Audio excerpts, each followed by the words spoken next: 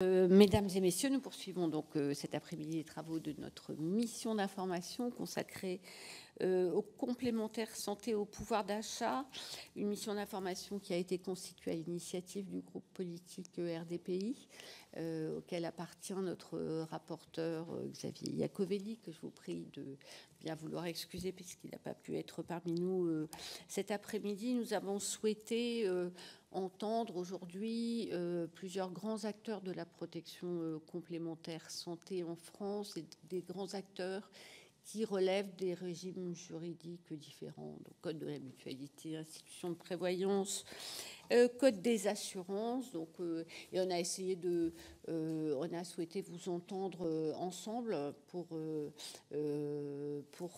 avoir une idée de la diversité de vos activités, de vos modes d'intervention ou pas d'ailleurs, si, voilà. Et vous posez une série de questions en complément du. Enfin, vous avez reçu un questionnaire écrit. Si nous serions vraiment très désireux d'avoir des réponses. Donc, nous accueillons aujourd'hui Monsieur Thomas Blanchette, vice-président du groupe mutualiste Vive et président d'Harmonie Mutuelle, membre fondateur du groupe Vive, accompagné de Madame Catherine Touvray, directrice assurance protection sociale du groupe Vive et directrice générale d'Harmonie Mutuelle. Nous accueillons également Monsieur Thomas Saunier, directeur général, et Laurent Borella, directeur santé, représentant le groupe de protection sociale paritaire et mutualiste à but non lucratif Malakoff Humanis. Et pour le groupe AXA, compagnie d'assurance, nous accueillons aujourd'hui Madame Diane Milron de Perrois, directrice générale d'AXA Santé et Collectif France, ainsi que Monsieur Hubert Marc, directeur des affaires publiques. Donc je rappelle à l'attention de nos invités que notre mission est composée de 23 sénatrices et sénateurs qui sont représentatifs de la diversité des groupes politiques du Sénat. Et nous sommes en train de... Enfin, nous avons commencé à travailler à partir de mars dernier et avec l'ambition d'adopter et de rendre public un rapport assorti de recommandations à l'été 2024. Donc, comme vous l'avez compris, complémentaire et pouvoir d'achat, c'est une problématique assez large que nous avons choisi d'essayer d'étudier dans sa globalité, sa complexité, en essayant d'identifier les principaux déterminants du coût des complémentaires et les déterminants aussi de l'augmentation de ce coût, en particulier pour celles des personnes qui sont le plus confrontées aujourd'hui, par exemple en raison de leur âge, de leur lieu de résidence, etc. Et donc ce qui serait, je pense, utile, c'est que vous nous fassiez chacun brièvement une présentation de vos groupes, du statut juridique dans lequel votre activité est placée, leur historique brièvement, et la place qu'occupent les complémentaires santé dans chacune de vos activités. Voilà. Et ensuite, qu'on rentre un peu dans les questions qui concerne notre mission d'information, connaître l'évolution moyenne des cotisations pour vous assurer, peut-être à structure d'âge constante de préférence, et votre analyse des raisons qui poussent à l'augmentation de la hausse des cotisations des contrats de complémentaires santé.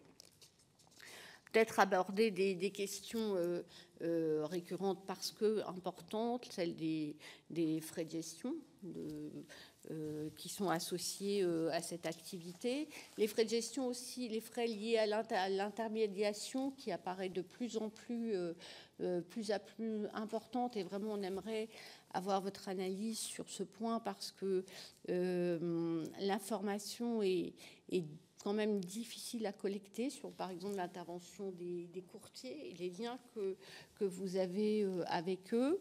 La question de la transparence des contrats, la lisibilité, la transparence de l'offre complémentaire santé. Et puis, voilà, quelles seraient vos recommandations pour avoir, pour l'ensemble des assurés, indépendamment de leur âge, de leur lieu de résidence, la meilleure couverture santé au meilleur prix? Est-ce qu'il y a aujourd'hui des obstacles qui se dressent face à cet objectif? Voilà, on peut commencer dans l'ordre que vous souhaitez. Madame, par exemple, donc Madame Milron pour AXA. Merci beaucoup, Madame la Présidente.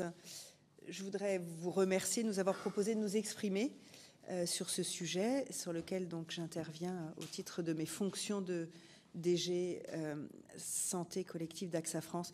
Avant de commencer, je souhaite, si je puis me permettre aussi au nom de mes confrères, vous dire que nos trois organismes, même si nous avons des sensibilités et des différences liées à notre histoire notamment, nous répondons à un même corpus réglementaire et nous sommes réunis face aux défis qui sont devant nous sur l'évolution de notre système de santé. On aura l'occasion les uns après les autres de pouvoir partager un propos liminaire.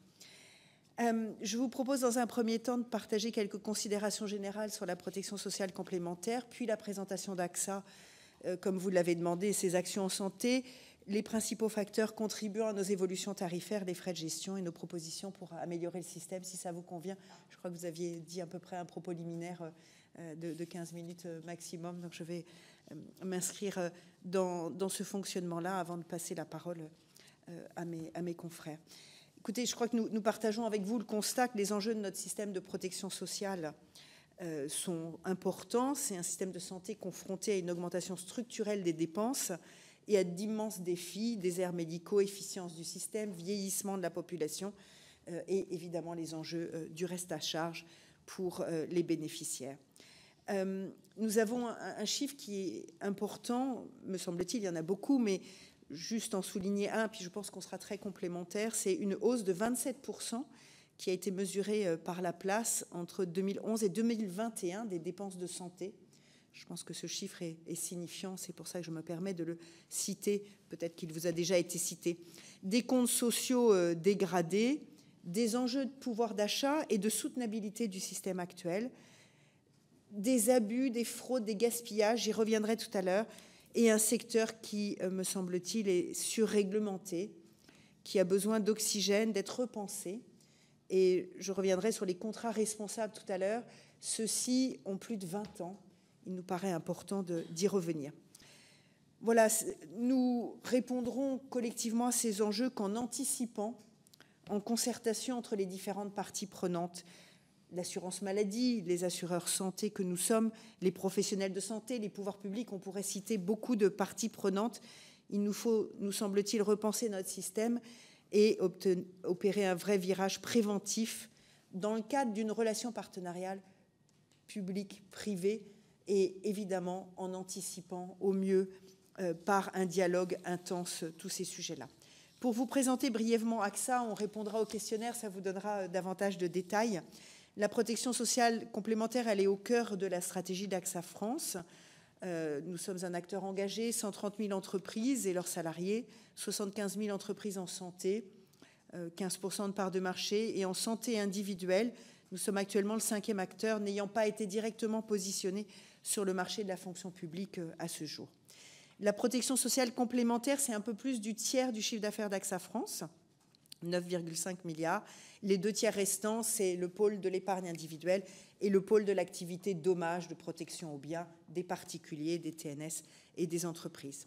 La santé, c'est environ 4 milliards de chiffre d'affaires et nous assurons un peu plus de 4 millions de personnes bénéficiaires et leurs ayants droit de façon globale. Une forte implantation dans les territoires, je voudrais insister là-dessus, notamment au travers de nos agents qui sont vraiment ancrés localement et qui permettent d'apporter un conseil de proximité à moins d'une demi-heure de chez l'assuré.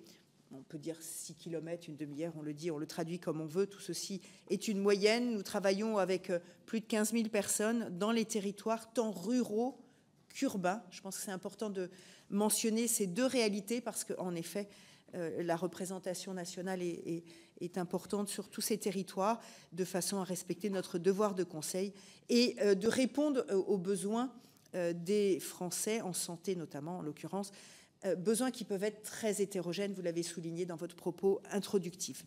Nous avons à cœur d'accompagner au mieux les bénéficiaires de contrats en complémentaire santé et je voudrais juste souligner brièvement quelques aspects pour caractériser cet accompagnement. D'abord, je pense que le premier point, c'est l'accessibilité par les services. Vous connaissez le système de tiers payant et nous menons beaucoup d'actions ensemble, assureurs complémentaires santé, pour faciliter l'accès aux soins des Français au travers de restes d'achat à charge qui sont le plus faible d'Europe, de délais de remboursement de plus en plus réduits via la mise en place justement de ces tiers payants. L'un que je pourrais citer, c'est le tiers payant hospitalier. Avec les hôpitaux publics aujourd'hui, il y a un projet qui est maintenant plus un projet, qui est une réalité, ROC. Alors évidemment, c'est un peu spécifique, mais ce sont les initiales de ce projet qui permettent d'améliorer la prise en charge des factures pour nos bénéficiaires et génère des gains importants de productivité pour les établissements de santé. Je pense que c'est d'actualité, c'est important de le citer parce que ça montre que nous travaillons à simplifier la vie de tous les opérateurs. Outre le tiers payant, nous investissons beaucoup pour faciliter l'accès des bénéficiaires. Beaucoup d'applications digitales, beaucoup de sites Internet pour faciliter les remboursements de nos clients. On peut déposer ses documents, les scanner pour se faire rembourser, télécharger sa carte de tiers payant, suivre ses remboursements, mais aussi, et on sait bien que tout le monde n'est pas adepte du digital, il est important d'avoir une capacité d'offrir un service que je vais qualifier de traditionnel pour être accessible par téléphone. L'accès aux soins, AXA a mis en place la téléconsultation en 2015.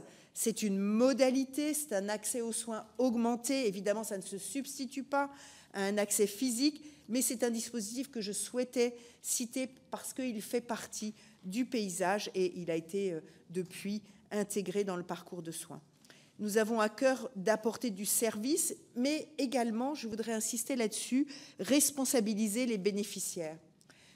Par exemple, dans nos décomptes, même en cas de tiers payant, nous indiquons aux bénéficiaires de complémentaires santé le coût total des soins, la part de l'assurance maladie, le régime obligatoire, la part des assureurs santé, le nôtre en l'occurrence.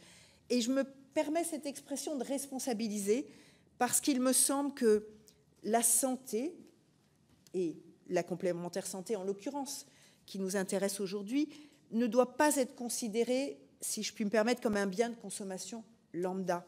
C'est un service essentiel qui a un coût réel et il faut le rendre visible parce que c'est un vrai service que l'on rend. La santé n'est pas gratuite et en même temps, nous protégeons et nous contribuons à protéger les bénéficiaires. Un deuxième axe que je voudrais développer brièvement, c'est l'axe de la prévention avec deux exemples. Et je pense que c'est un axe primordial et c'est un axe d'avenir sur lequel nous pouvons travailler ensemble en partenariat public-privé, me semble-t-il. Deux exemples, une campagne de sensibilisation au dépistage des cancers que nous avons lancée pour nos clients. Et en fait, je fais le lien parce qu'il se trouve qu'on a entendu la difficulté, le retard de la France dans l'usage de ces dépistages par rapport à nos voisins européens. Voilà des exemples de services que nous pouvons rendre et d'une proximité avec les politiques de santé publique. Et puis l'autre exemple que je citerai brièvement, c'est aussi tout ce que nous faisons en termes de sensibilisation, notamment sur l'absentéisme, qui reboucle avec beaucoup d'enjeux. Je citerai notamment les problématiques de santé mentale, où là aussi, il y a beaucoup de travail qui est fait, beaucoup de propositions d'action pour nos bénéficiaires de complémentaires santé et plus largement de la protection sociale complémentaire. Un point qui est notre souci du quotidien, offrir à nos clients le meilleur taux de redistribution possible.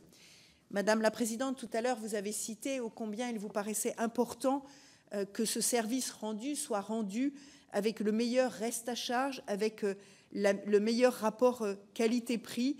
Je pense que ce taux de redistribution est un indicateur très important et d'ailleurs, Nous avons été cités les uns les autres à cet égard dans différents articles, mais je citerai UFC Que Choisir qui a suivi cet indicateur et qui nous semble représenter quelque chose d'important pour traduire les efforts qui sont faits au profit des bénéficiaires et de ces ayants droit. Pour conclure ce chapitre-là, je voudrais souligner que nous suivons avec attention la satisfaction de nos clients. Il faut faire preuve de beaucoup d'humilité sur ces sujets-là, mais c'est au cœur des préoccupations que nous avons et on peut toujours mieux faire, mais en ce qui nous concerne, 85% de nos assurés en santé sont satisfaits. J'en arrive au 4e thème dont vous avez parlé dans votre introduction, les principaux facteurs qui contribuent à nos évolutions tarifaires. Je reviendrai sur quelques éléments si vous me le permettez. D'abord, nous évoluons majoritairement, quasiment exclusivement, dans le cadre de contrats responsables. Ces contrats responsables, je citais précédemment qu'ils avaient environ 20 ans, et notamment depuis la mise en place du 100% santé, nous sommes dans un environnement largement inflationniste, qui laisse très peu de marge de manœuvre aujourd'hui pour ajuster, pour moduler nos contrats répondant aux besoins de chacun. Le 100% santé, si on doit se réjouir qu'il ait permis de solvabiliser les Français sur un certain nombre de postes et éviter, bien sûr, des renoncements aux soins, nous observons néanmoins un besoin vraiment important d'un bilan partagé. Il faut faire ce bilan après quelques années de pratique. Et je citerai 2 exemples, et je pense que mes confrères illustreront peut-être ces aspects-là. Sur notre portefeuille de contrats individuels, nous observons un doublement des prestations versées sur l'audiologie entre 2019 et 2023. Sur notre portefeuille collectif, un autre exemple, une croissance de consommation sur l'optique, le dentaire, de plus de 12%, toujours entre 2019 et 2023. Ces postes représentent 50% de la consommation sur ce périmètre. Je pense que ces éléments doivent nous inciter. Alors, je prends sur l'individuel, je prends un exemple sur l'audiologie, doublement des prestations. Sur les contrats d'entreprise qui sont distribués auprès des salariés d'entreprise, sur l'optique et le dentaire, une augmentation toujours sur 2019 à 2023 de plus de 12%. Nous mentionnerons tout ceci dans les questionnaires avec précision pour vous aider là aussi à reprendre. Ce sont des exemples, je pense qu'ils sont nombreux. Je vous en prie. J'ai cru entendre ensuite ces postes représentent 50% sur exactement de la consommation sur ce périmètre, ces portefeuilles, enfin cet ensemble de contrats aux salariés, de distribution aux salariés, si je prends une terminologie plus générique. Et c'est normal, les complémentaires santé interviennent énormément sur le poste. Quand vous dites ces postes, c'est optique dentaire. Audio-dentaire, ou c'est le 100% Non, optique, audio-dentaire. Okay. Le 100% santé peut être observé ce sont des postes de la dépense de santé sur lesquels vous étiez de toute manière déjà très les implantés. Principaux acteurs et avec un renforcement forcément lié au 100% santé et à l'augmentation au fait que la limite dentaire, le ticket modérateur. Vous avez raison, Madame la Présidente, c'est important, mais je donnais ces illustrations-là, il y en aura d'autres, parce que face à cela, nous pensons qu'il est important de pouvoir faire un bilan du 100% santé, et nous nous posons des questions. Est-ce qu'on a suffisamment étudié les impacts ? Est-ce que vous parlez du contrat responsable, vous parlez du contrat responsable, c'est en fait c'est moins le principe d'un contrat responsable que la réforme du 100% santé, ou est-ce qu'il y a d'autres éléments qui... Ce que je vous propose, je vais revenir sur certains points dans mon propos liminaire, et puis je veux aussi respecter mon temps, mais je vais illustrer et tâcher de répondre à vos préoccupations. Je voudrais juste dire que, en fait, pourquoi je dis il faut faire un bilan, c'est parce qu'il nous semble qu'il y a eu beaucoup d'améliorations de prise en charge, et encore une fois, c'est une très bonne chose, mais on peut se questionner sur la responsabilisation, de ce bien commun et de la consommation de ce bien commun qu'est la santé. Je voudrais également dire que, selon l'adresse, ce n'est pas moi qui le dis, il y a eu des questions dans votre questionnaire sur ce sujet-là. Le résultat technique des complémentaires santé est quasi nul. Et encore une fois, ce n'est pas moi qui le dis, c'est une activité à très faible marge, voire à marge nulle, on y reviendra sans doute. Et il y a une inflation très forte sur le coût des soins en complément de la consommation.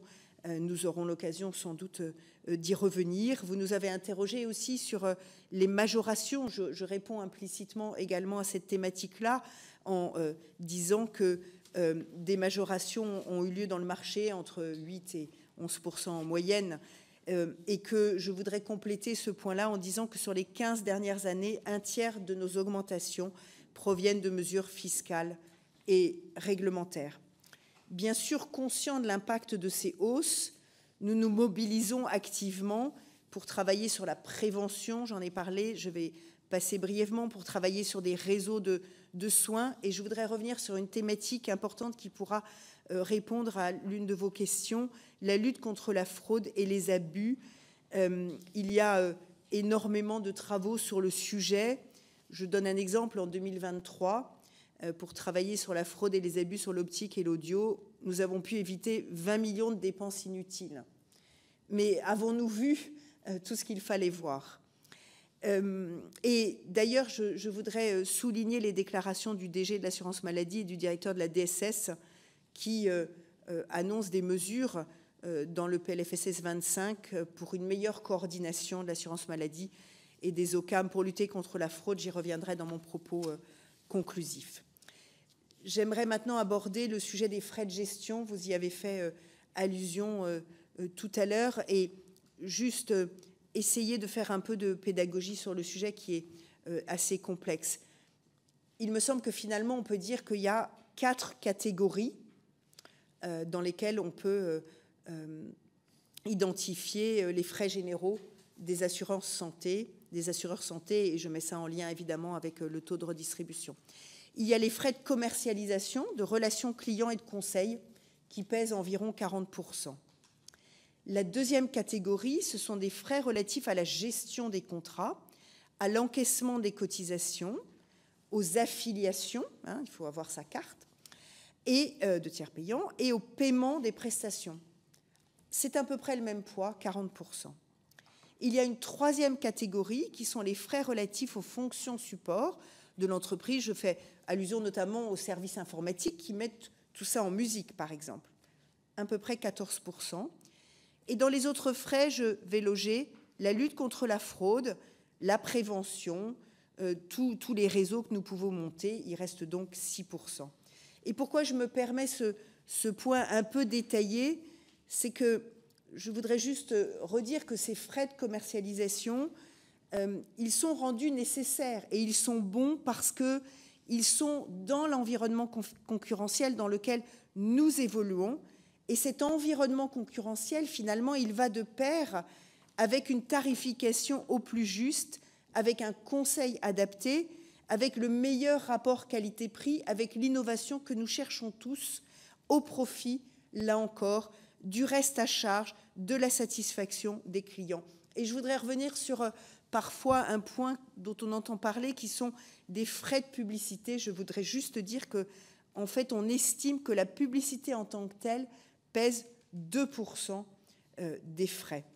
Voilà, ce propos liminaire pour expliquer ces frais, il est juste pour dire que nous sommes sur des périmètres qui ne sont pas comparables entre l'assurance maladie et l'assurance complémentaire, et je me permettais juste de détailler ces éléments-là qui, évidemment, sont toujours très présents puisque nous travaillons à baisser nos frais et à travailler sur notre taux de redistribution qui a augmenté. Je citais tout à l'heure une enquête qui les traduisait.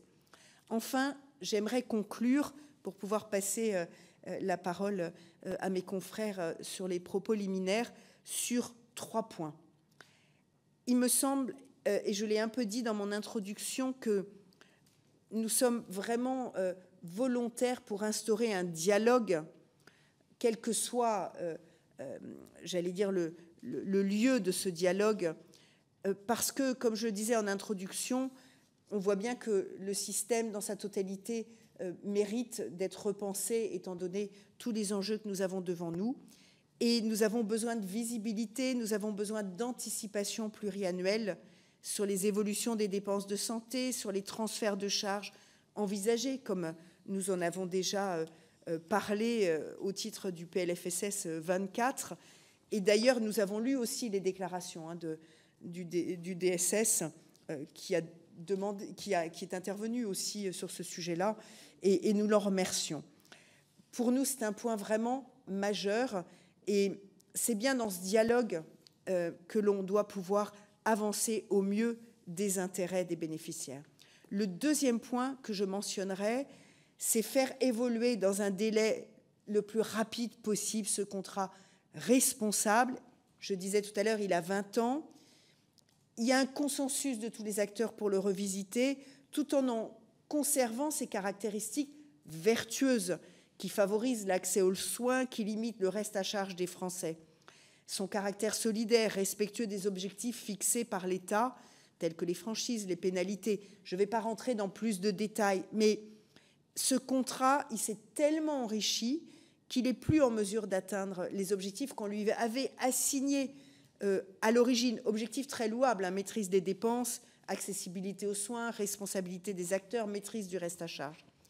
Et donc, nous proposons de revoir ce dispositif parce qu'il faut le retravailler pour tous, les salariés du privé, les fonctionnaires, les retraités, les TNS, tout le monde. Et c'est une demande que nous recevons aussi dans les relations que nous avons côté des partenaires sociaux, représentant des salariés, côté employeurs, lorsqu'on travaille pour des protections sociales dans le cadre d'un dialogue social dans les entreprises. Donc plus de modularité. Et je terminerai sur la troisième proposition, une collaboration accrue avec l'assurance maladie, la DSS sur les fraudes et les abus. Luttons ensemble contre les fausses factures. Il faut poursuivre le partage d'informations en cas de suspicion de fraude avérée, et ce, dans les deux sens. Luttons ensemble contre les établissements et les professionnels abuseurs. Mettons en place des protocoles AMO, AMC. Je pense qu'on a tous à y gagner. Luttons contre les abus également. Dans d'autres domaines, je peux élargir. On peut collaborer davantage sur les arrêts de travail. On peut collaborer avec tout le secret médical qu'il faut entre les médecins, avec des programmes de prévention. Voilà très brièvement ce que je voulais dire dans mon propos liminaire, et vous remercier, Madame la Présidente, pour ces travaux et les nombreuses auditions que vous menez. Je vous remercie, Madame. Monsieur Thierry Saunier, peut-être? Thomas Saunier, mais c'est pas... Merci, Madame la Présidente, et donc rapporteur aussi, par la même occasion. Moi, je vous propose de faire effectivement un point très rapide sur Malakoff Humanis.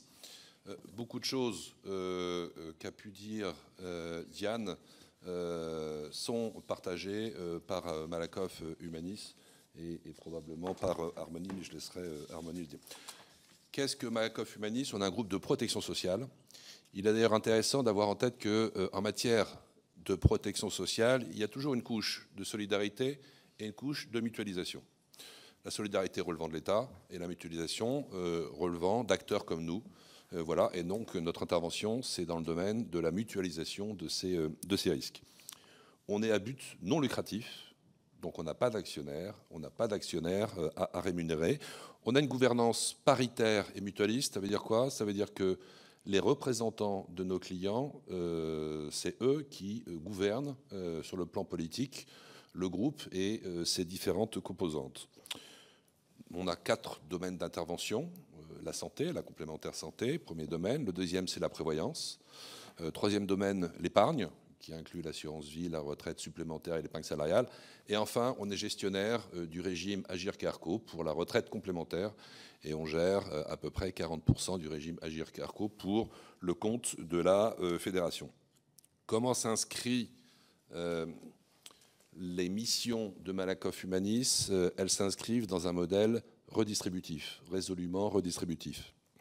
Redistributif, on n'a pas d'actionnaire rémunéré, encore une fois. Redistributif vis-à-vis de l'ensemble des parties prenantes. Première partie prenante, bien sûr, les clients.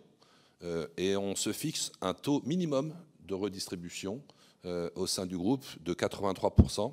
Et en l'occurrence, d'ailleurs, pour la santé, c'est un taux de 86% en matière de redistribution. Redistributif vis-à-vis des collègues du corps social, 10 000 collègues qui travaillent à la fois sur la retraite complémentaire et l'assurance de personnes, et on souhaite qu'ils aient un bon contrat social, et aussi redistributif vis-à-vis de l'intérêt général, sous deux formes, de l'action sociale, vis-à-vis de nos clients qui sont en situation de fragilité, et puis autour de 4 domaines sociétaux, que sont le handicap, que sont le cancer, les aidants et le bien vieillir. Chaque année, le groupe consacre 200 millions d'euros à l'action sociale et sociétale. Donc on est vraiment dans un domaine de mission redistributive. Quelques chiffres clés concernant le groupe. En retraite complémentaire, donc Agirc et Arco, 6 millions d'allocataires, 7 millions de cotisants. Donc voilà, ça fait 13 millions de Français qui sont en lien direct avec le groupe. Sur la partie assurance de personnes, nous assurons environ 9 millions d'assurés. Sur la partie assurance de personnes, le chiffre d'affaires du groupe, c'est 6,8 milliards, dont 4 milliards sur la santé. Donc ça vous donne effectivement le poids de la santé au sein de notre activité d'assurance. Il est conséquent. Il est important de dire que nous sommes en déficit technique sur la santé. Et nous sommes en déficit technique sur l'assurance en général. Sur l'assurance en général, le déficit technique, c'est moins 130 millions d'euros par an. Alors, comment on s'y retrouve ? C'est grâce aux produits financiers.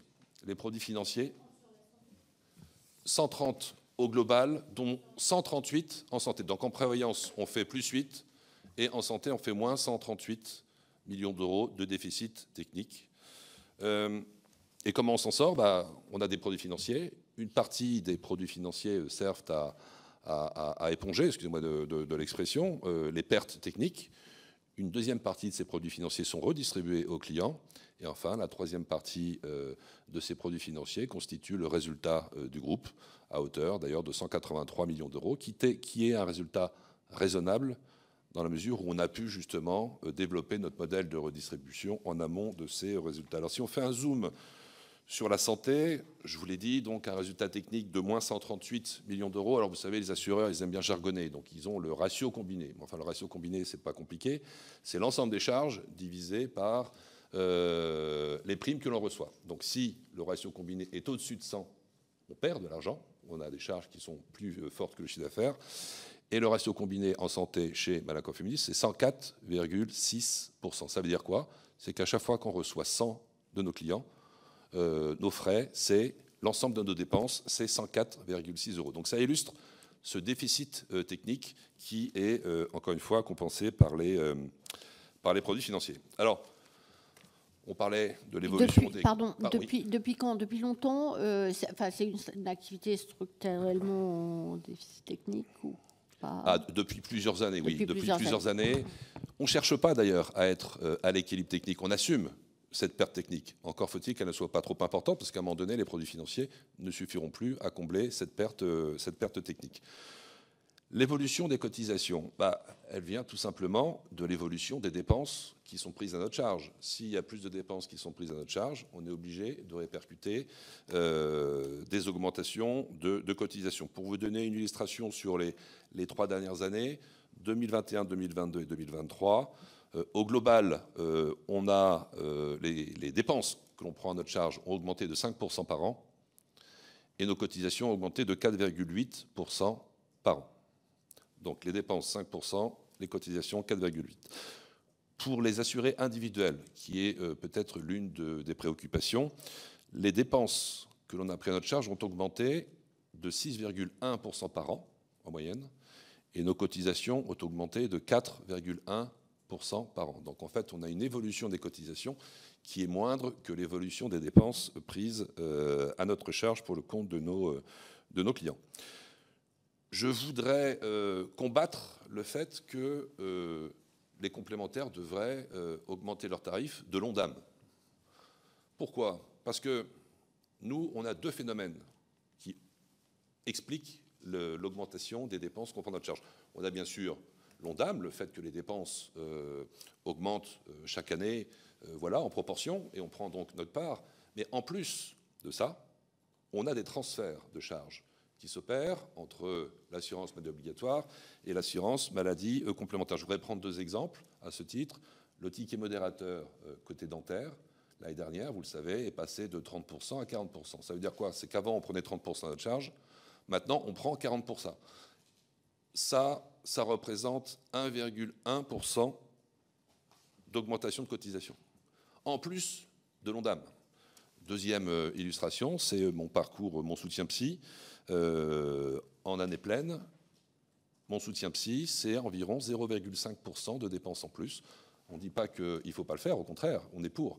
Mais pour montrer qu'on a une inflation des dépenses au même rythme que l'assurance maladie obligatoire, mais en plus, on a à prendre en compte les transferts. Et en 2024, donc l'année n'est pas finie, on estime que les dépenses qui seront à notre charge seront de l'Ondam plus 2,5% du fait de tous ces transferts et du réglementaire. Et c'est ça qui explique que les cotisations des complémentaires santé, effectivement, sont parfois, voient leurs tarifs revalorisés plus que l'Ondam. Troisième point sur les cotisations, les taxes. Imaginons qu'un assuré paye 114 €, et bien vous avez 14 € de taxes. Et finalement, il reste 100. Et dans ces 100, puisqu'on a un taux de redistribution de 86%, eh ben, les frais généraux qui sont à la charge de l'assuré sont de 14% également. 14 € de taxes, dans les 100 € qui restent, 86 € de prestations. Il reste donc 14 € à la charge des assurés. Certes, on a des frais généraux supérieurs, mais c'est nous qui le prenons pour nous et qui sont compensés par ces fameux produits financiers. Je pense que c'était bien d'avoir ces équilibres en tête. Je ne reviens pas sur les frais généraux. On a exactement la même analyse que celle qu'a présentée Diane. Je souhaite souligner qu'on trouve la comparaison entre les frais de gestion de l'assurance maladie obligatoire et les frais généraux des complémentaires un peu caricaturale à 2 titres.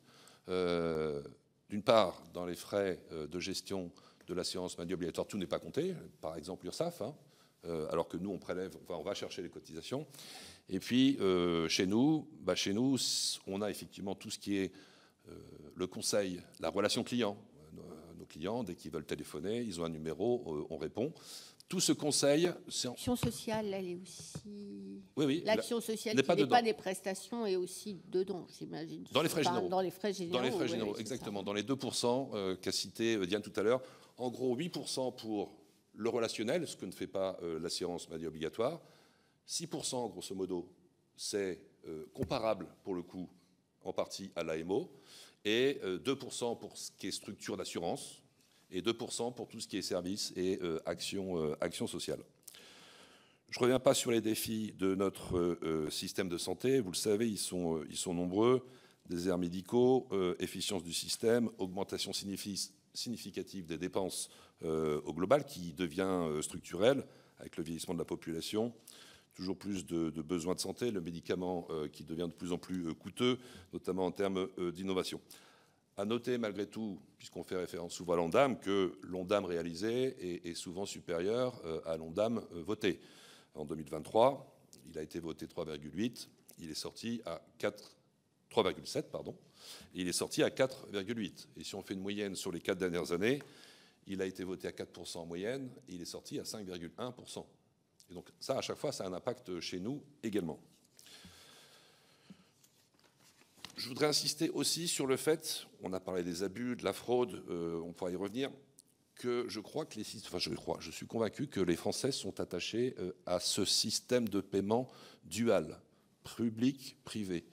Nous avons fait, et on peut mettre à votre disposition ces enquêtes, nous avons fait une grosse enquête l'année dernière, d'autres acteurs l'ont fait, non, on est à 2 ans, d'autres acteurs, en fait, 4 Français sur 5 sont attachés.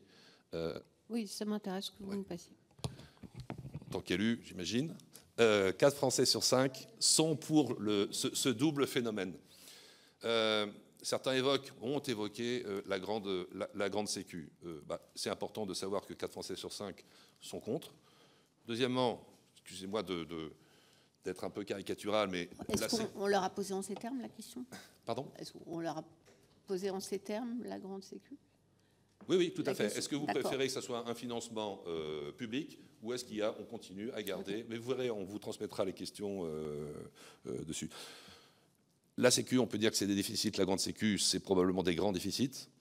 Et à partir du moment où c'est des grands déficits, ce sera moins de sécu parce qu'il faudra justement raboter sur les prestations. Et puis, troisième phénomène qui est très important à avoir en tête, c'est qu'à partir du moment où il y a un seul financement étatique, le système a tendance à devenir étatique. Et si le système devient étatique, alors là, c'est vraiment la médecine à deux vitesses.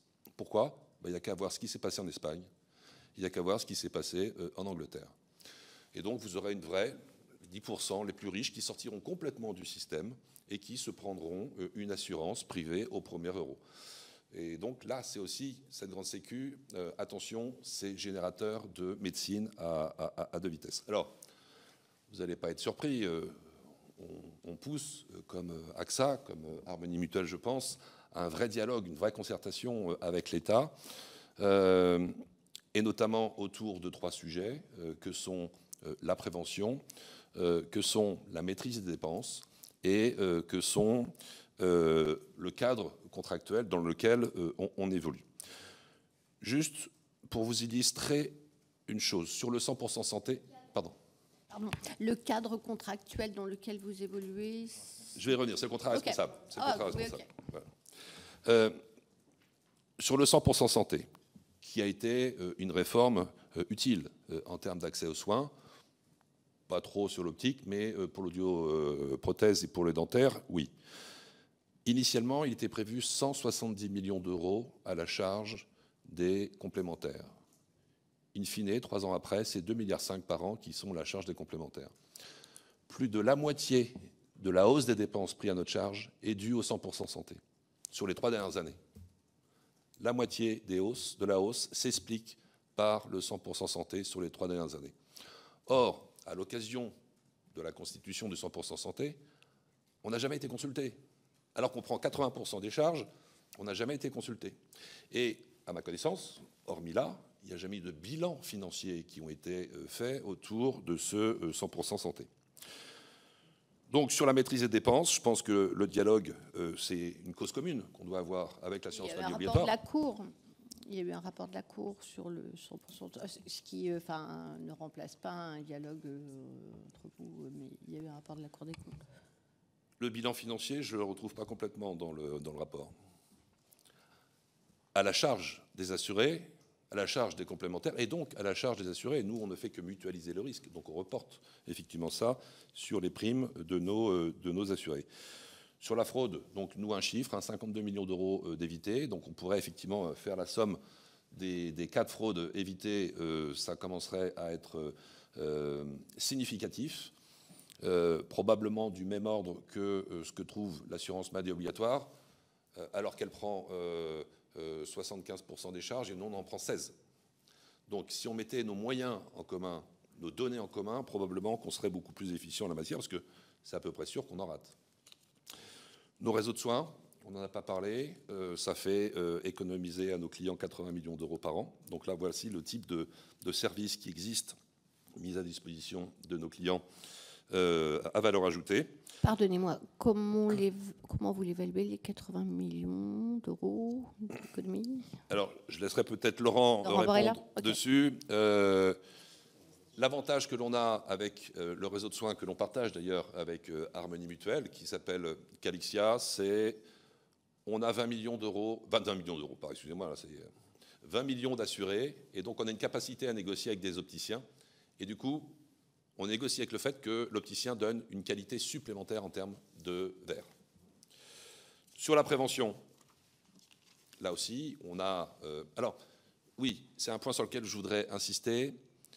Pour faire de la prévention, il faut faire du prédictif. Et pour faire du prédictif, il faut utiliser de la donnée. La data permet de faire du prédictif, et le prédictif permet de faire de la prévention. Aujourd'hui, on est très, très précautionneux autour de la donnée. Bien sûr, on demande à ce que ça soit de la donnée anonymisée, mais si jamais il y avait une réflexion poussé autour de l'usage de la donnée qui permet de faire du prédictif et qui permet de faire la prévention, je pense que collectivement, assurance maladie obligatoire et complémentaire, on pourrait progresser en la matière. Et puis donc, effectivement, le contrat solidaire et responsable, nous, on appelle de nos voeux qu'il y ait un bilan qui soit fait de ce contrat solidaire et responsable. Il ne s'agit pas de le remettre en cause, il s'agit de l'adapter. On peut tout à fait concevoir que les besoins d'un étudiant ne sont pas complètement les mêmes en termes de complémentaire santé que les besoins d'un senior, par exemple. Voilà, Madame la Présidente, j'en ai fini.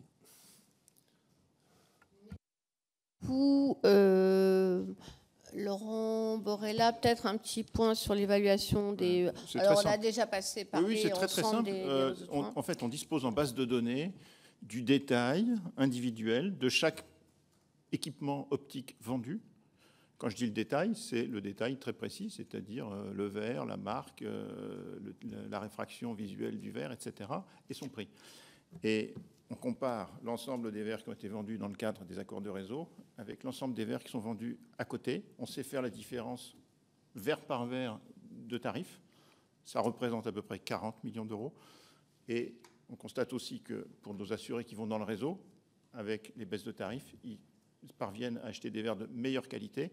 Et donc on est capable de calculer l'écart de valorisation du verre entre une personne qui a été dans le réseau versus une personne qui n'a pas été dans le réseau. En gros, le case mix qualité des verres dans le réseau est supérieur au case mix qualité des verres en dehors du réseau, et ça vaut également 40 millions d'euros. La somme des deux fait donc 80 millions d'euros qui est rendue à nos assurés. Ça fait partie des 200 millions dont on parlait tout à l'heure. Merci beaucoup. Pour vous passer la parole à Thomas Blanchet. Merci. Merci Madame la Présidente, Mesdames, Messieurs. Nous tenons tout d'abord à vous remercier pour cette invitation à nous exprimer devant votre mission d'information. Nous aurons à cœur que le temps qui nous est accordé cet après-midi soit utile à vos travaux en vous apportant une parole d'opérateur au contact de ces clients particuliers et entreprises. Nous chercherons aussi à apporter des compléments par rapport aux auditions qui ont déjà eu lieu. Harmonie Mutuelle est la première mutuelle santé de France avec près de 5 millions de personnes protégées, majoritairement et depuis longtemps par des contrats d'entreprise, et compte 5500 collaborateurs, tous basés en France. Harmonie Mutuelle est membre fondatrice du groupe Vive, avec la Mutuelle Générale de l'Éducation nationale et la Mutuelle nationale territoriale. Le groupe Vive est un acteur spécifique, présent sur le champ de la santé, à la fois sur le métier de l'assurance, sur les métiers de l'assurance, mais également dans le soin et l'accompagnement. Nos principaux métiers sont la prévention, la santé et la prévoyance. Nous sommes une mutuelle relevant du code de la mutualité et sommes donc un acteur, comme nous a mis à gauche, non lucratif, qui n'ont aucun actionnaire à rémunérer. Une gouvernance mutualiste, cela veut dire que nos instances de décision, ou l'instance de décision qui est notre conseil d'administration, est composée exclusivement d'hommes et de femmes ordinaires, représentant nos adhérents, élus par nos adhérents. Harmonie Mutuelle est née en 2013, après de nombreux travaux depuis les années 2000, et en 2013, issue de la fusion de 5 grandes mutuelles régionales, et nous gardons une forte implantation dans les territoires où 95% de nos emplois sont situés.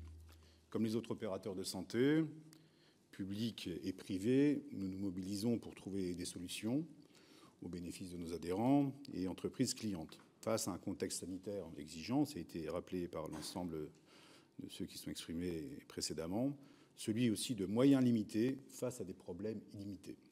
Pour compléter cette première présentation, je passerai la parole à Catherine Touvret, directrice générale, pour une explication de notre modèle de redistribution. Donc sur ce modèle de redistribution, on a évoqué tous les trois cette notion qui est en fait notre modèle économique. C'est le fait qu'on gère à prix coûtant l'activité santé. Nous avons, à l'occasion de la crise du Covid, mis en place un mécanisme de protection des assurés qui consiste en fait statutairement à ne jamais descendre en dessous de 80% de prestations et si d'aventure ce chiffre venait à être franchi à la baisse, le mécanisme statutaire que nous avons mis en place crée une dotation au bénéfice des adhérents, une provision pour ristourne que nous utilisons ensuite dans les 2 ans, soit par réduction de cotisation, soit par aménagement de prestations. Donc ce cas de figure ne s'est... Vous dites vous, c'est Harmonie Mutuelle? Oui, c'est Harmonie Mutuelle. D'accord. Effectivement. Et donc, ce mécanisme n'a pas eu à jouer de façon globale, puisque à l'occasion du Covid, les moindres consommations ont été gérées pour une contribution à la CNAM sous forme de taxes.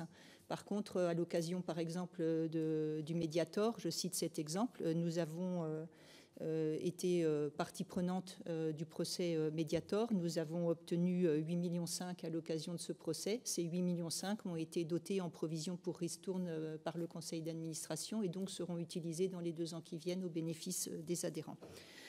Donc c'est un mécanisme statutaire qui est aujourd'hui unique en complémentaire santé.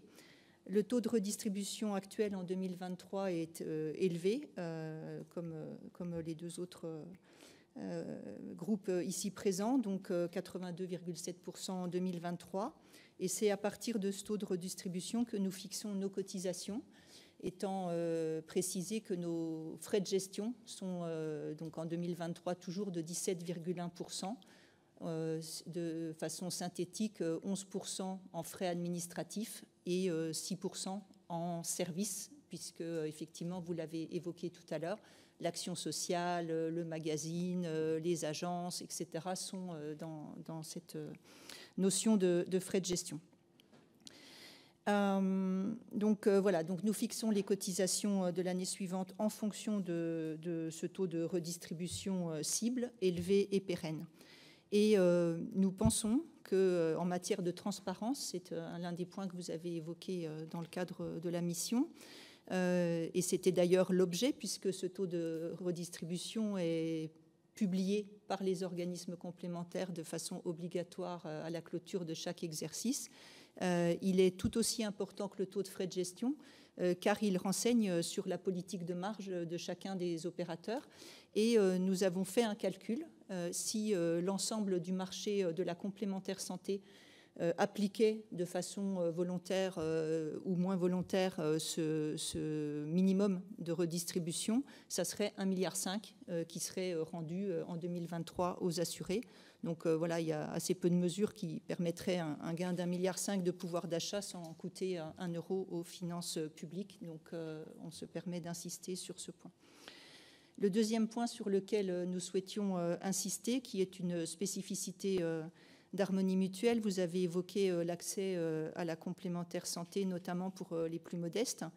Et donc nous sommes depuis l'origine un opérateur de la complémentaire santé solidaire. D'ailleurs, avant qu'elle n'existe, nous avions créé un dispositif avec ATD Carmonde qui du coup a été transformé.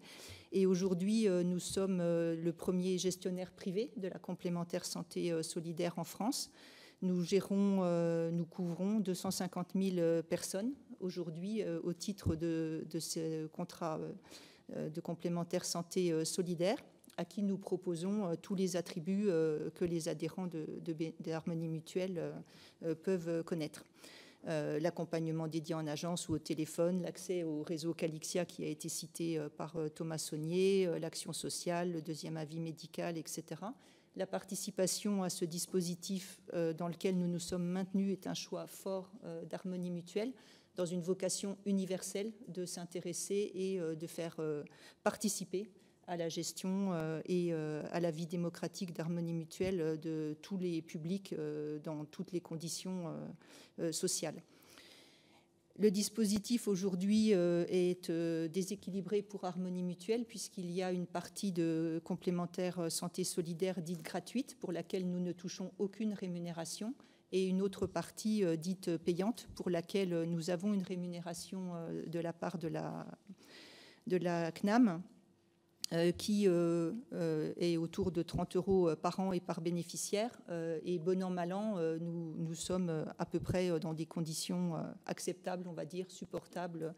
Et on évoque ce point-là parce qu'on veut montrer que lorsqu'on travaille dans un dialogue avec la CNAM, on est capable de trouver des conditions économiques qui sont à peu près supportable par les partis.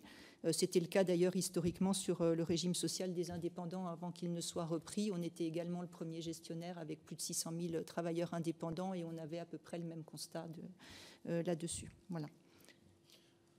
Alors, si vous permettez, Madame la Présidente, je compléterai le propos de ma directrice générale. Donc voici pour la présentation de notre modèle économique et de notre action vers les publics les plus fragiles. La question centrale de la mission d'information est celle de l'accès à la couverture santé, de la question bien légitime du lien avec le pouvoir d'achat. Vous l'aurez compris, des explications sur notre modèle de redistribution. Nos cotisations sont d'abord portées par les dépenses de santé. Dès lors, pour agir sur les cotisations, il faut aussi continuer d'agir sur la dépense.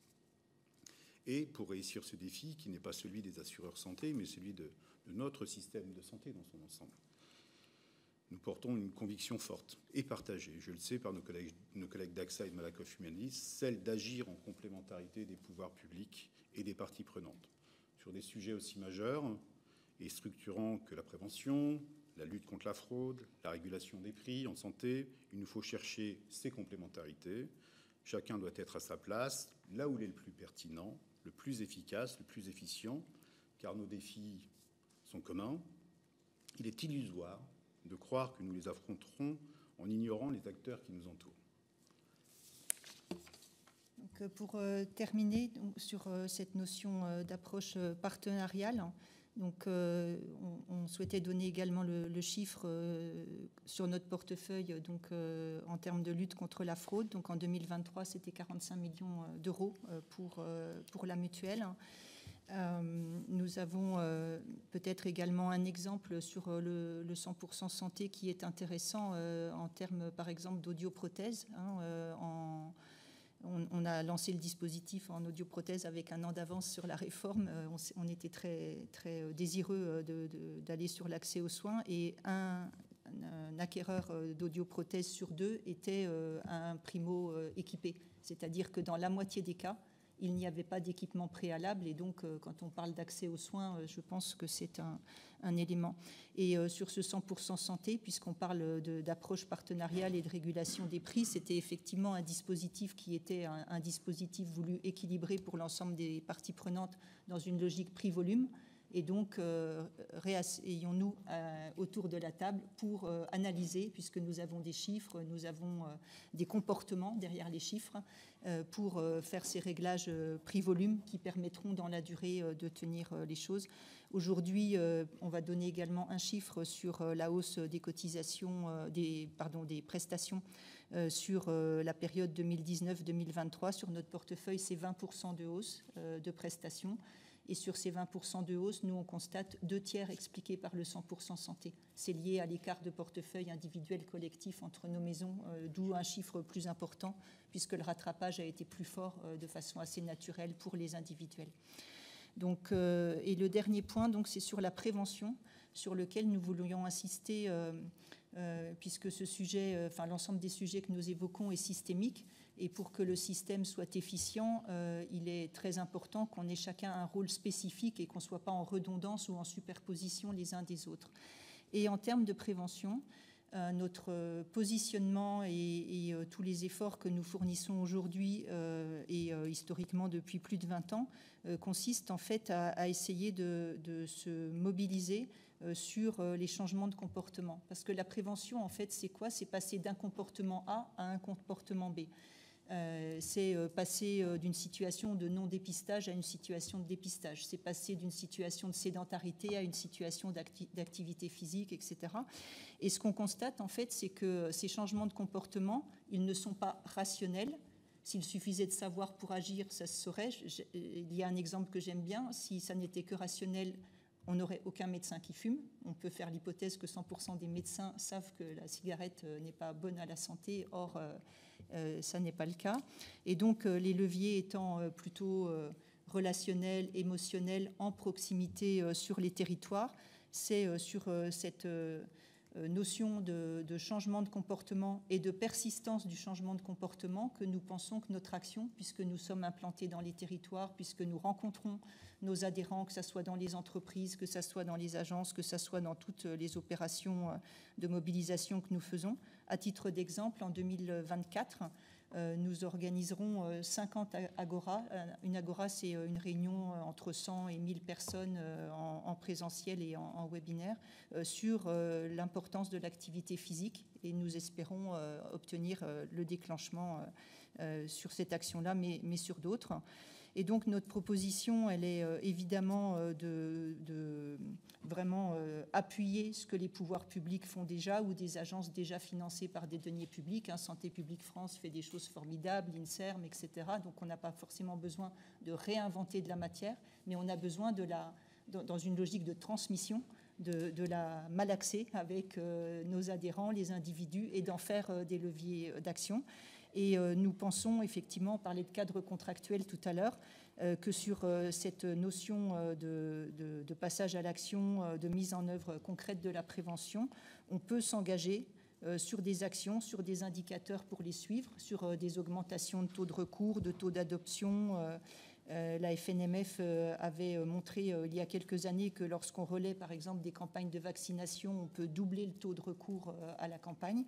Et donc, pourquoi pas aller jusqu'à une logique de type convention d'objectifs et de gestion avec un engagement clair, des indicateurs suivis et un partage des rôles explicite avec l'État, l'assurance maladie, en cherchant la plus grande complémentarité, la plus grande efficacité de chacun des acteurs. La confiance ne se décrète pas, elle se construit sur des engagements tenus, et nous souhaitons redire devant vous que nous y sommes prêts en tant que partenaires fiables de l'ensemble du système. Merci à tous, c'était rudement intéressant. J'avais quelques questions. D'abord, je ne vous laisse pas partir sans que vous ayez détaillé votre propos sur les évolutions du contrat responsable. Je comprends le besoin d'un bilan, je comprends, etc. Mais est-ce que vous pourriez nous dire précisément, alors peut-être pas, voilà, vous avez... peut-être pas dans le détail, mais un peu plus précisément que ce qu'on s'est dit, les évolutions qui vous paraîtraient pertinentes et à quelle fin, avec quelle ambition, quel objectif. Sur le 100% santé, madame, vous nous avez donné quelques éléments qui permettent de l'illustrer, mais j'aimerais avoir un point de vue global. Je ne sais pas si vous avez fait des... J'imagine que oui, vu l'ampleur de l'augmentation de vos dépenses liées au 100% santé, est-ce que vous avez essayé de savoir dans quelle mesure, quel était le partage entre le côté inflationniste que vous avez, ou le risque inflationniste que vous avez pour les dépenses que vous avez souligné, madame, et le rattrapage en non-équipement, audioprothèses, etc. Et savoir ce que vous anticipez pour les années suivantes, selon soit c'est de la déresponsabilisation, c'est inflationniste, c'est un droit A, etc. Et donc il y aura des dépenses non justifiées pour la santé, soit il y avait une grosse part de rattrapage, et une fois que les gens qui sont désormais équipés resteront équipés. Voilà.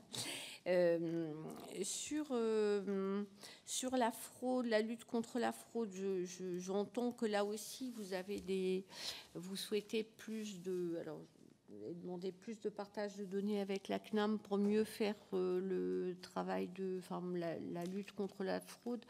J'aimerais savoir ce qui bloque actuellement, quels sont les facteurs bloquants en matière de lutte contre la fraude, du fait d'une insuffisante coopération entre l'assurance maladie et les complémentaires.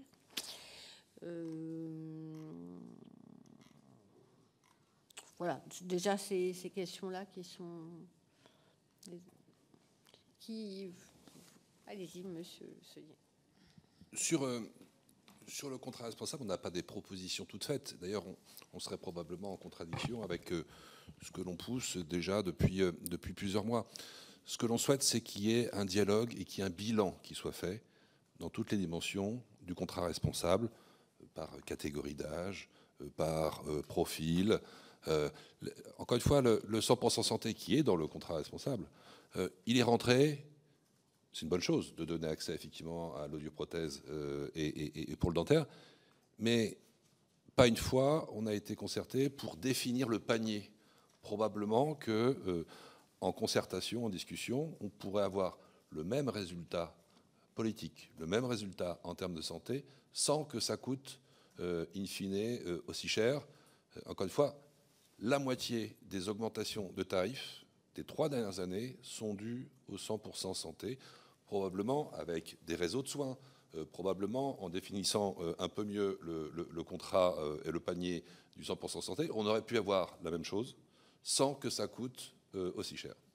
Donc ça, donc nous, ce qu'on appelle de nos voeux, c'est vraiment, est-ce que c'est au travers du comité de dialogue ou une autre instance que probablement on devrait institutionnaliser d'ailleurs, qu'on puisse échanger, qu'on puisse analyser, qu'on puisse faire des bilans sur ces 3 thèmes génériques que sont l'augmentation des dépenses de santé et comment on peut faire en sorte qu'elles soient moins violentes que ce qu'on a connu dans le passé, sur la prévention, quelles sont les actions qui relèvent bien évidemment de l'assurance maladie obligatoire, et Catherine en a cité quelques exemples, mais aussi quels sont les retours d'expérience que l'on peut proposer. Et puis sur le 3e point, c'est ce cadre contractuel où la première chose à faire, c'est un bilan. Après, si on vient avec des réponses ou des propositions toutes faites, l'AMO serait en droit d'ailleurs de dire, bon, bah, attendez, c'est à prendre ou à laisser. Instaurons ce dialogue. Vous parliez de la fraude, mais il n'y a pas de dialogue autour de la fraude. Il n'y a pas d'échange, parce qu'il n'y a pas d'instance. Et donc, si on avait une instance institutionnalisée, CEDOC ou autre, pour échanger, pour commencer à réfléchir de façon collective sur des fraudes individuelles, sur des fraudes de professionnels de santé, sur quels ont été les résultats trouvés. Nous, on a une instance qui mériterait d'être développée au sein d'un certain nombre de fédérations, mais ce n'est pas suffisant. Et donc je pense qu'en matière de fraude, puisqu'on voit que c'est en train d'exploser... Un instant, alors, quelque chose d'institutionnel, qui vous représenterez l'UNOCAM? C'est un dialogue UNOCAM, assurance maladie? À définir, mais je pense que... ce serait pas mal que l'agenda soit établi avec un agenda et un contrat d'engagement, enfin des engagements partagés, enfin ou je sais pas. Sur la fraude, si je peux juste compléter, Thomas, vraiment de l'opérationnalité. Je crois que la volonté, elle est présente partout. Je pense qu'il faut qu'on arrive à de l'opérationnalité partagée parce que l'AMO voit un certain nombre de choses, nous voyons un certain nombre de choses.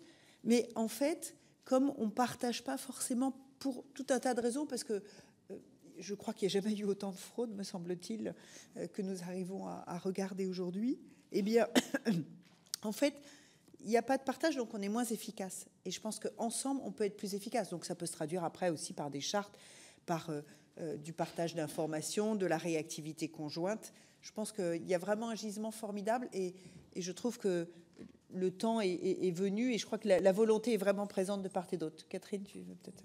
Oui, peut-être en complément, ce qu'on constate de façon assez récente, c'est une volonté explicite et je pense assez affirmée de l'ensemble des parties prenantes qu'on vient d'évoquer. Le directeur de la CNAM s'est exprimé sur le sujet, le directeur de la DSS aussi. Enfin, je pense qu'on a aujourd'hui un momentum favorable.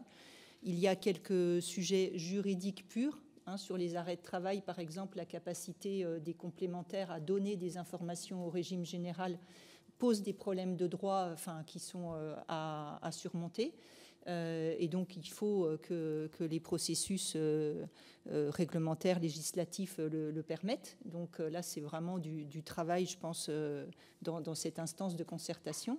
Et puis ensuite, il y a des processus qui sont, pour le coup, très opérationnels, d'échange de données, de communication à l'ALPHA qui joue un rôle important, l'Agence française de lutte contre la fraude. Il y a eu récemment un webinaire très intéressant avec le directeur général délégué de la CNAM et le directeur général de l'ALPHA sur les sujets de fraude en santé.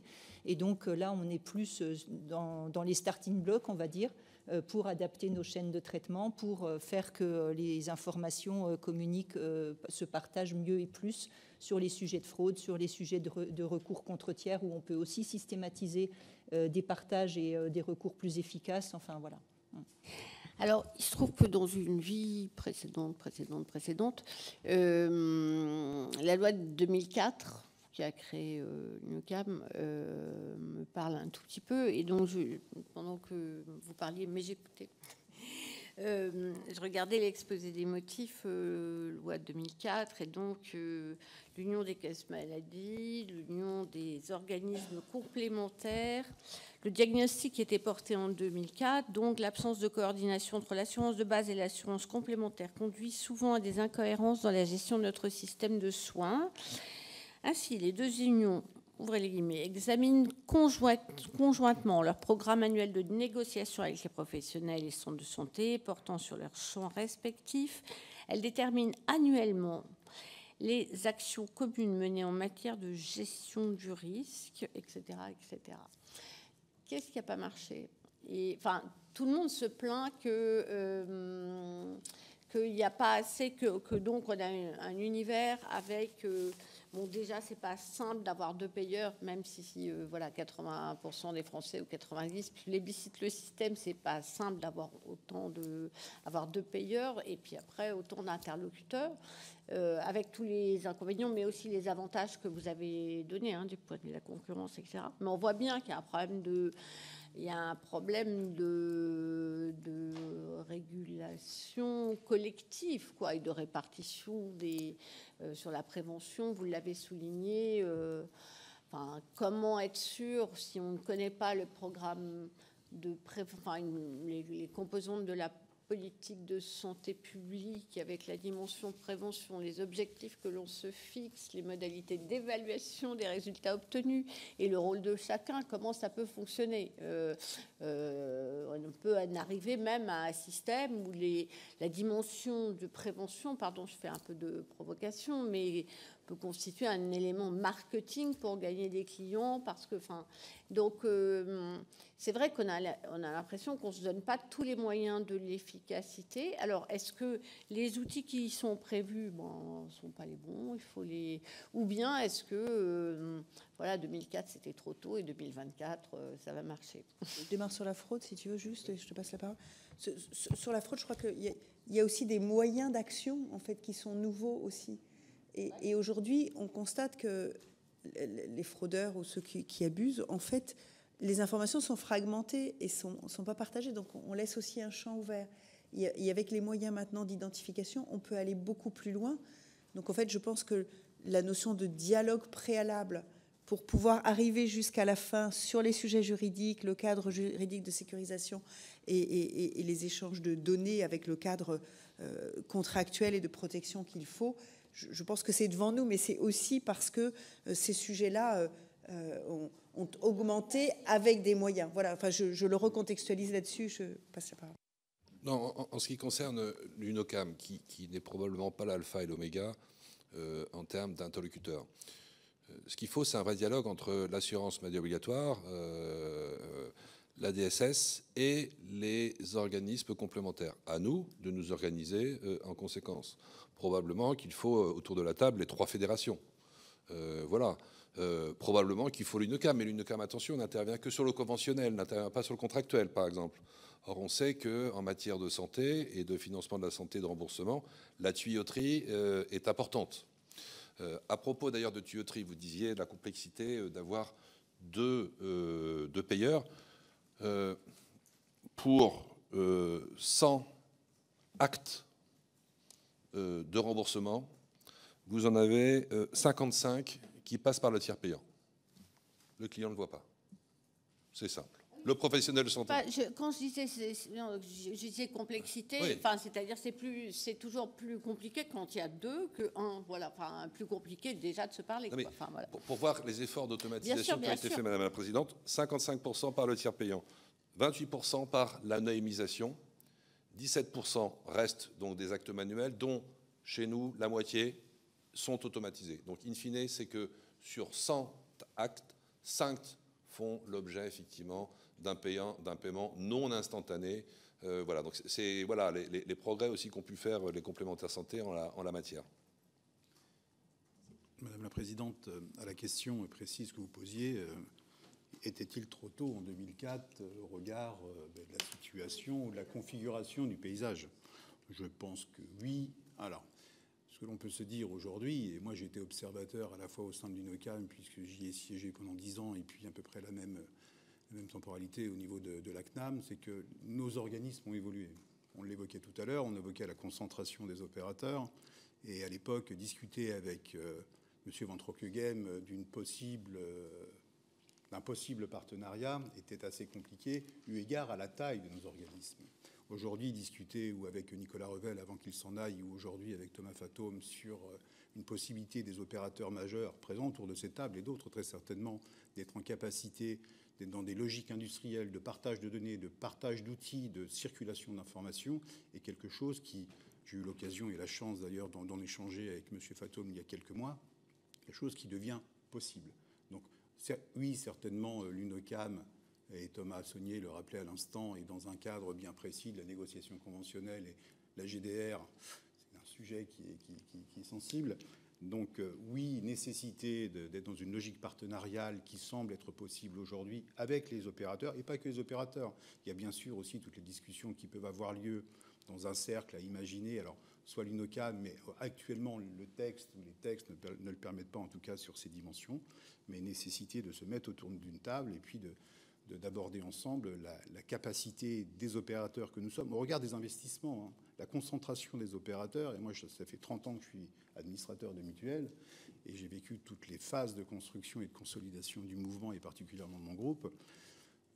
Ça nous a permis, là, d'investir dans des outils, là, de créer des partenariats avec nos amis, d'ailleurs, à certains moments, là, d'investir dans des outils contre la fraude. On a quelques chiffres à vous présenter, hein, les investissements et le retour sur investissement par année par rapport à ces investissements. Donc la taille de nos organismes a permis, en fin de compte, ces évolutions. Ça a été contesté, ça a été critiqué, mais néanmoins, ça a permis, dans un projet industriel, d'apporter des réponses. Donc il convient maintenant, au regard de nos tailles et de notre capacité à faire et des résultats obtenus, de partager avec l'assurance maladie et les autres partenaires, et d'être en capacité de monter ensemble des dispositifs. Avant même qu'on ait sorti notre rapport, je me réjouis que ces auditions permettent de dégager ce constat qui est partagé, puisqu'on a auditionné Thomas Fatome, l'ex-DSS, mais je suppose que le nouveau dira la même chose. Mais en tout cas, je trouve que c'est un progrès très important, qui est l'expression déjà de cette volonté de travailler en commun, et qui paraît absolument nécessaire pour ces enjeux. J'avais une autre question difficile. Malgré tous les systèmes qui existent pour protéger, pour permettre l'accès à la complémentaire des personnes à faibles ressources, on voit bien que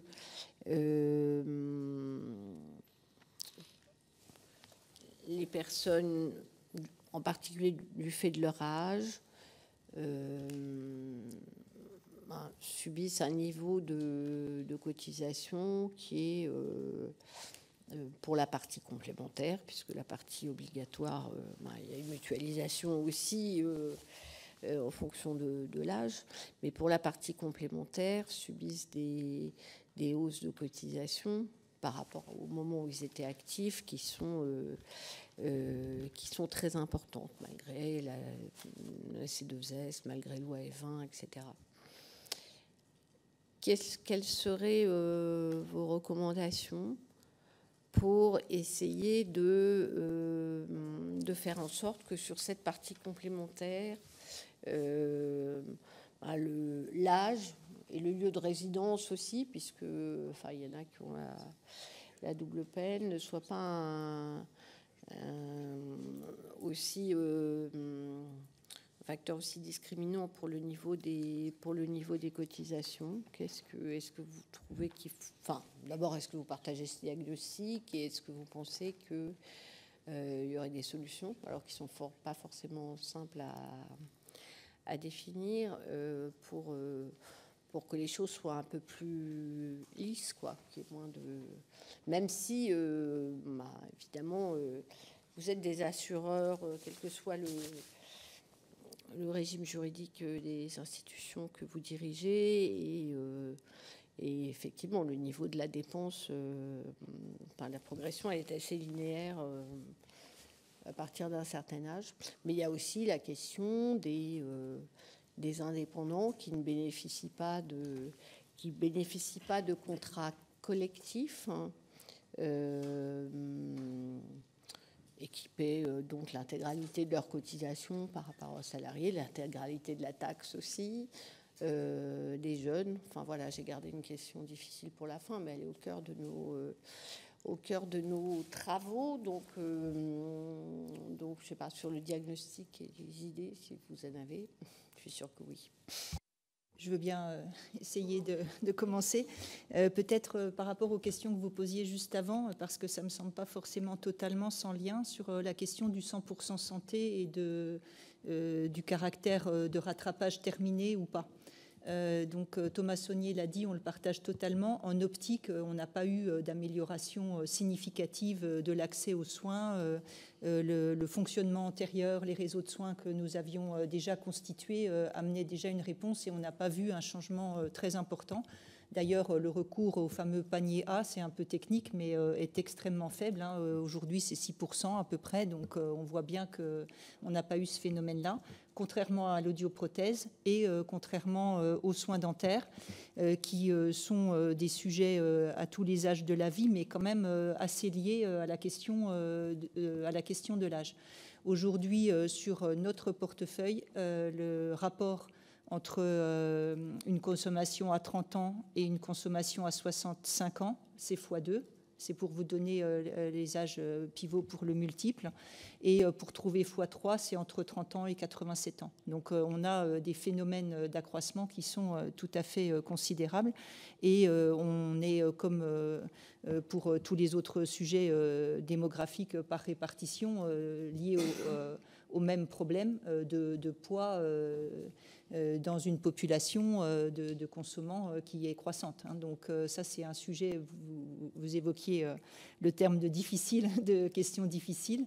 On a évoqué que notre métier, c'était un métier de mutualisation. Et donc la question de l'accès pour les retraités, directement liés peut-être au taux d'effort, c'est-à-dire que tous les retraités ont ce phénomène de hausse des consommations.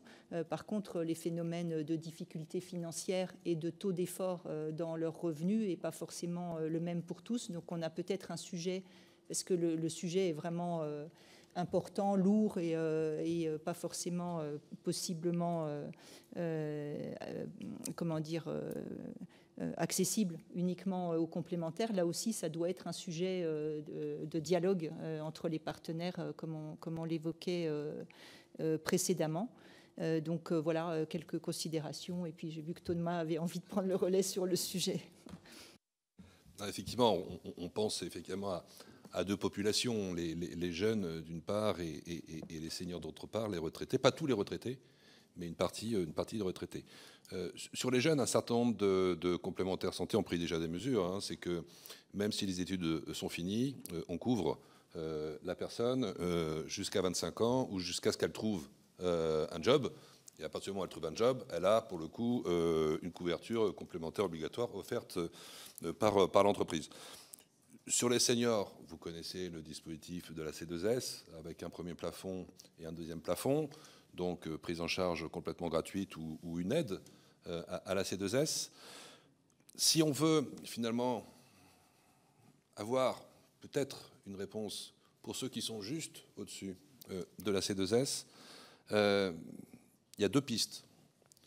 La première, c'est dans le cadre de la revisite et du bilan du contrat responsable, dans sa globalité, peut-être que le sujet des seniors peut être regardé. Ceci dit, ce ne sera pas une réponse à court terme, parce que le temps qu'on fasse un bilan, le temps qu'on transpose ça dans nos contrats, le temps qu'on le propose à nos assurés, il va se passer 2 ans ou 3 ans. Donc si on veut avoir un travail de fond, l'analyse du contrat responsable et une mesure court terme, je vais vous dire, on supprime la taxe sur un certain nombre de contrats qui sont juste au-dessus du seuil de la C2S. On le fait chez Malakoff Humanis, puisqu'on fait une aide à la cotisation en dessous de 14 000 € de revenus par personne dans le foyer fiscal. Donc si on est deux, c'est 28 000 €. C'est une aide à la cotisation de 200 € par personne. Voilà, donc le foyer envoie sa situation fiscale. S'il y a une personne, c'est en dessous de 14 000 €, c'est une aide de 200 €. S'il y a deux personnes, en dessous de 28 000 €, c'est une aide de 400 €. Ça, c'est parce qu'on est non lucratif. Mais de façon plus générale, est-ce que c'est normal qu'il y ait une taxe pour des gens à faible revenu sur des montants qui, on le sait, et vous et moi, ne sont pas négligeables? Donc, on pourrait annuler la taxe sur ces contrats-là, par exemple.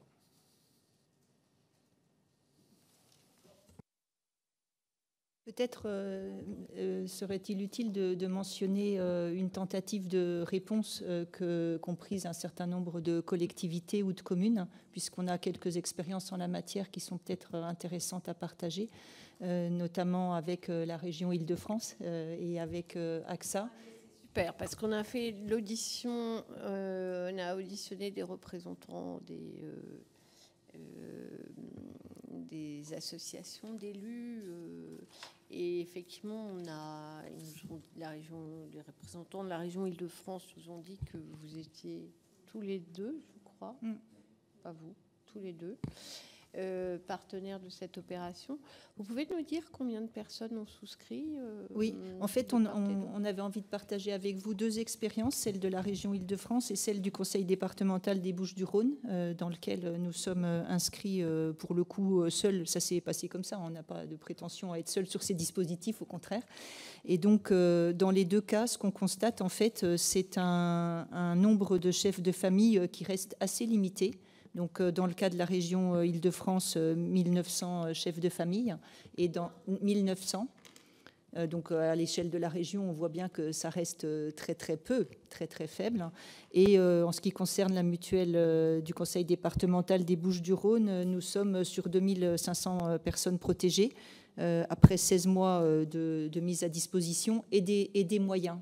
C'est quelque chose qui est porté avec de la communication, etc. Voilà. Et en fait, ce dont on se rend compte, on en parlait avec Diane il y a quelques jours, c'est que ces dispositifs, finalement, font qu'on réoriente pas mal des demandeurs vers le dispositif C2S. C'est-à-dire qu'il y a assez peu de monde, finalement, qui vient souscrire ces contrats-là en étant au-dessus de la CSS et en dessous des... Voilà. Donc, en fait, on a des dispositifs qui sont... L'existence de ces dispositifs prouve qu'il y a un souci. Après, est-ce que c'est la réponse? Je ne sais pas. Il faudra une évaluation... La vocation pédagogique que souligne Catherine est importante, que derrière, ce soit la C2S finalement sur laquelle le chef de famille est éligible ou pas. Je pense que c'est important. Et puis, il y a aussi beaucoup de démarches sur le terrain dans des communes rurales, semi-rurales, en tout cas, ça conduit à certaines démarches. Alors après, il faudra évaluer et la pertinence, et le coût et l'efficacité, mais ça conduit à des démarches d'acteurs engagés et au contact de populations susceptibles de rencontrer des difficultés comme les CCAS. Ça les conduit à parler de mutuelles de protection complémentaire et c'est vrai qu'on a vu au cours de nos auditions à quel point la question du non-recours à des dispositifs qui existent et voilà, mérite un soin et plus qu'un soin particulier, enfin des actions vigoureuses. Oui. L'importance des réseaux dont on a parlé et de notre proximité sur le terrain est illustrée de cette façon-là. C'est-à-dire cette proximité, elle est nécessaire. Il faut vraiment expliquer et être proche. J'évoquais tout à l'heure les travaux menés par l'assurance maladie. Je prendrai un exemple de dispositif qui a été imaginé il y a quelques années. Alors, c'est un nom barbare, ça s'appelle le dispositif FIDAS, et qui met en fin de compte en action sur les territoires à la fois les CCAS, les acteurs du soin, mutualistes ou non d'ailleurs, les caisses d'allocation familiale, les caisses primaires, avec un dispositif qui permet d'identifier le besoin des personnes en écart de soins et après de les accompagner à la fois dans le parcours de soins vers des opérateurs ou vers des professionnels de santé qui ne sont pas conventionnés, qui sont conventionnés au sens légal du terme, mais qui ne sont pas référencés en tant que tels, mais en tout cas de pousser vers, de leur permettre de franchir la porte du professionnel de santé, et en même temps de rentrer aussi dans une logique d'assurance, entre guillemets, pour faire en sorte que cet accès aux soins soit aussi facilité par l'accès à une complémentaire santé de qualité suffisante et avec une proximité. Donc ce sont des actions, et on le voit, on évoquait tout à l'heure la C2S, on évoque le dispositif FIDAS et ces populations dites fragiles. Il faut savoir que nous sommes dans des dynamiques d'accompagnement dans ces dispositifs, mais que c'est d'une part chronophage et qu'on a certaines agences, je vais prendre Marseille, certaines agences de Marseille, où 70% de notre flux, en fin de compte, et du taux d'occupation de nos collaborateurs sont destinés à accompagner ces populations fragiles. Alors on le fait, et on le fait parce que notre ADN nous y oblige, on le fait bien volontiers. Pour autant, si demain devait y avoir un dispositif qui s'élargit de façon importante, la supportabilité dans nos modèles ne serait pas la même. Alors on l'a évoqué à différents endroits, mais on est volontaire. Mais si le dispositif venait à croître, à doubler, à tripler ou à quadrupler, la difficulté dans nos modes économiques, mais pour autant, on a envie de trouver des solutions de cette nature, tant sur l'accès aux soins que sur l'accès à une complémentaire santé de qualité, avec une proximité. Ce qui nous caractérise ici, c'est qu'on est effectivement à des différences de modèles ou d'ADN. Pour autant, la proximité dans les territoires, on est tous, en fin de compte, sur les mêmes dynamiques. Et si on devait, du coup, raccrocher ça aux frais généraux, vous savez, c'est 18% qui se décomposent en 8%, 7%, 2 et 2, ou 6, 2 et 2. Il y a besoin de donner du conseil, d'approcher les clients, les assurés, pour leur proposer des décisions, y compris en matière de C2S. Et on voit que ces 8%-là ne sont pas vains, c'est du conseil.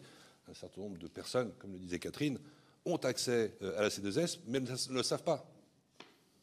Donc on a besoin de la vendre aussi, la C2S, même si elle est gratuite. Vous n'avez pas parlé, mais on a une autre audition après, donc on va courir après le temps. Vous pourrez nous parler de l'intermédiation et du courtage dans vos réponses écrites?